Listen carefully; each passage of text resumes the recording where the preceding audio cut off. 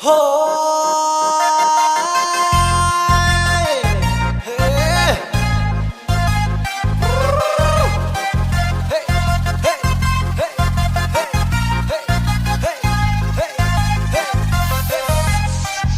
ស្រពេចស្រពិលយប់ដូចចេះតែព្រួយចិត្ត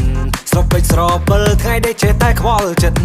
ស្រឡាញ់នាងមួយដែលព្រួយក្នុងអោរាដូចមិនច្បាំងការពិបាកហាឲ្យវាចំអាម៉ាអើយជួយមើលតើនាងក្រមុំឬយ៉ាងណាអាម៉ាអើយជួយមើលតើនាងក្រមុំឬយ៉ាងណាឯងពិបាកស្មានព្រោះ$30ហើយក៏មិនហ៊ានថាវវគេទាំងបែកមាត់